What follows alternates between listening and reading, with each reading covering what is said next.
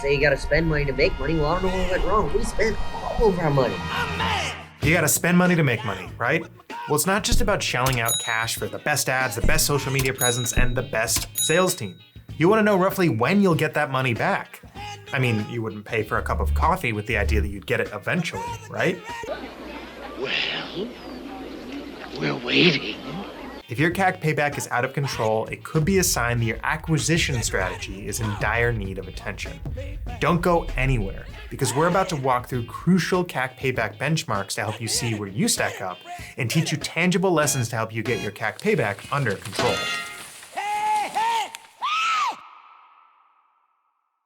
CAC payback is as broad or as simple as you make it. You can calculate it with months, quarters, or even years. But we're gonna focus on months.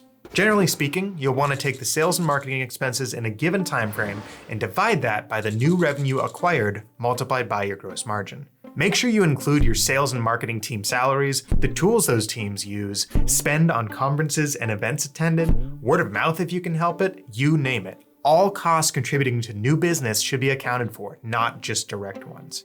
For revenue acquired, include upgrades, downgrades, and churn of customers during the measured interval. CAC is typically calculated based on what acquisition looks like for one customer, but by taking all of these other factors into consideration, the picture becomes much more clear. Let's say your sales and marketing spend from last month was $18,000, and your net new revenue was $2,500 at an 80% gross margin. If we punch that into our calculation here, we're looking at a CAC payback of 9 months. You can see that the higher your acquisition cost, the longer the payback period, and subsequently the higher your net new revenue, the shorter payback period. By shortening this payback period, your customers are more likely to pay off CAC and propel you out of the red. But what's a good number to shoot for? Most people agree that 12 months is a good rule of thumb, but you deserve better than a ballpark guess. Let's look to our partner on this video, OpenView. They've surveyed thousands of businesses over more than 6 years in order to give you the best idea possible of where you need to be. This data is stacked up with net dollar retention, an extremely useful metric that helps you determine how durable your business is. We just did a video about net dollar retention, so if you have any questions after viewing this data, head over there next. But first, let's break it down. On the upper left of the graph, we see companies with CAC payback below 7.5 months and NDR above 120% are doing amazing, with growth of 150%. If we jump over to the right-hand side of the graph, companies with CAC payback above 15 months aren't doing as well, especially if their NDR is below 105%. Growth here is only at 65%. But a big takeaway is that performing poorly in either NDR or CAC payback will at most leave you in no man's land between great and not so great. OpenView actually gets even more granular here. By breaking down the data according to your ARR, you'll find these benchmarks.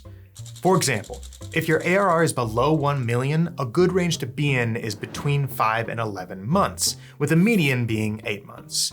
If your ARR is above 50 million, a good range to be in is between 14 and 27 months, with the median being 22 months. There's a ton more on CAC payback and more in the OpenView benchmark report. Sign up to get it, and you'll be an outlier when the world is facing economic strife. So if your company is in good standing with others, then you're all set, right? Well, if only it were so simple. Well, you might be in a good range now. If you aren't careful, that number can start creeping up. Avoid this by focusing on efficiency and retention. For example, get your sales and marketing costs in check. Of course, you have to spend money to make money, but if you're spending money on inefficient channels, you're not going to get much in return. Instead, double down on your strengths. Is one channel performing multitudes better than another? Take spend from a different channel and allocate it to this one. That way, you're not increasing your total spend, but you're acquiring more profitable and efficient customers. Next, look for efficiencies in the buying process itself. By leveraging something like product-led growth, you can take pressure off of the sales and marketing teams. And on top of that, get your pricing right. Ensure that folks are paying what they feel comfortable with. You can do this by utilizing value-based pricing, which ties the value of your product to your customer. It also creates an easy upgrade process or commitment to a longer term. The more value you provide, the more your customers are willing to pay.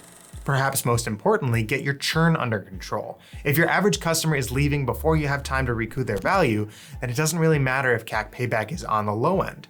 Subscriptions are all about the relationship you have with your customer. If you aren't consistently delivering value period over period, then why would they stick around? If your value delivery is in check, then take advantage of upsells and cross-sells. We've talked for years about combating churn, and of course we even have a tool that does the hard parts for you. Don't just be focused on acquiring customers. Make sure you understand when your customers actually pay you back. Yes, you've got to spend money to make money, but efficiency is important in good times and in bad. Plus, when your customers finally pay you back, every penny after that is pure profit. Reach out if you have any questions and make sure to check out the OpenView benchmark report. And I'll see you in the next one.